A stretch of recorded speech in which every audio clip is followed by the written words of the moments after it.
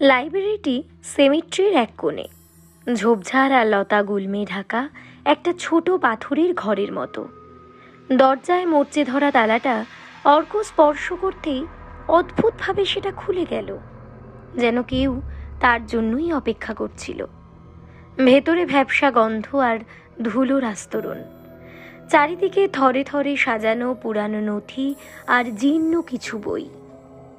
অনেক খোঁজাখুঁজির পর অর্ক টেবিলের উপর রাখা একটা কাঠের বাক্সের ভিতর খুঁজে পেল সেই কাঙ্ক্ষিত ডায়েরিটি। চামড়ার বাঁধাই করা ডায়েরিটার উপর রূপলি হরপে লেখা ক্যাপ্টেন কুক, 1825। বহু পুরানো একটি বেতের চেয়ারে বসে কোলের উপর ল্যাপটপ রেখে তার উপরে খুলে ধরল ডায়েরিটি। ডায়েরির পাতায় লুকানো রহস্য। অর্ক বুক দুরু দুরু কাঁপুনির মধ্যে ডায়েরিটার পাতা উল্টে চলল। ধুলো ছেড়ে 1825 সালের অক্টোবর মাসের পাতাগুলোতে চোখ রাখতেই তার শিরদাঁড়া দিয়ে একটা ঠান্ডা স্রোত বয়ে গেল। ডায়েরিতে লেখা ছিল, 22শে অক্টোবর 1825। আজ আমি সেই অশুভ সত্যটা জানতে পেরেছি। এই সেমেট্রির প্রতিটি কবরের নিচে শুধু মৃতদেহ নেই, আছে এক প্রাচীন অতৃপ্ত আত্মা, যা সময়কে থামিয়ে দিতে চায়। আমি সেই আত্মাকে শান্ত করার জন্য আমার নিজের রক্ত দিয়ে শিলমোহর তৈরি করেছি।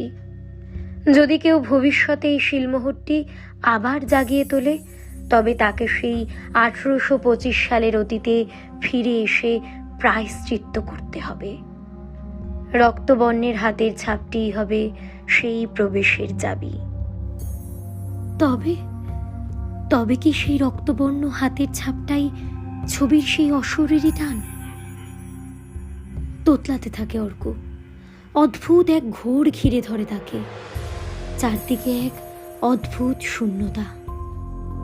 ঠিক তখনই হঠাৎ লাইব্রেরির ভেতরের তাপমাত্রা হিমাঙ্কের নিচে নেমে গেল। অর্কর পকেটে থাকা ফোনটা নিজে থেকে ভাইব্রেট করতে শুরু করলো।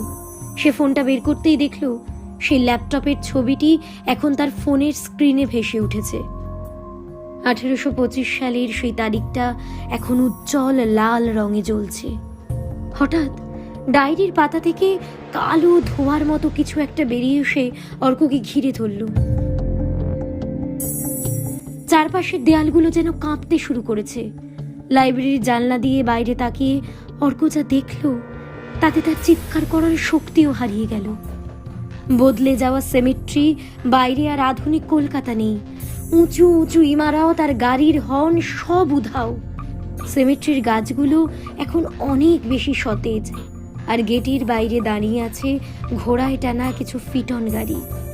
রক্ষী সে আধুনিক পোশাকের বদলে পরনে রয়েছে ব্রিটিশ আমলের সিপাহীদের উর্দি। অর্ক বুঝতে পারল সে আর 2026 সালে নেই।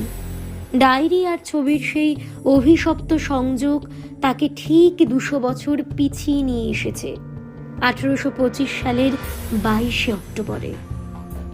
ঠিক সেই দিনটিতে, যেদিন ক্যাপ্টেন কুকের মৃত্যু হয়েছিল।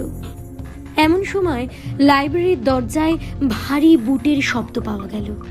একজন দীর্ঘকায় মানুষ, যার পরনে ক্যাপ্টেনদের পোশাক, হাতে একটা রক্তমাখা খঞ্জর, ধীর পায়ে ভেতরে ঢুকলেন। লোকটার মুখটা একদম ছবির মতো আবছা অবয়বের মতো। তিনি অর্কর দিকে তাকিয়ে এক ভয়ঙ্কর হাসিতে ফেটে পড়লেন। তুমি এসেছো তাহলে? শিলমোহর পূর্ণ করতে একজন জ্যান্ত মানুষের রক্ত দরকার ছিল, যা আজ আমি তোমার থেকে নেব। অর্ক দেখল তার হাতের ক্যামেরার ফোনটা ধীরে ধীরে ধুলোয় মিশে যাচ্ছে, আর তার নিজের শরীরটাও যেন ক্রমশ ঝাপসা হয়ে আসছে। এই গোলক ধাঁধা থেকে ফেরার রাস্তা কি তবে চিরতরে বন্ধ হয়ে গেল?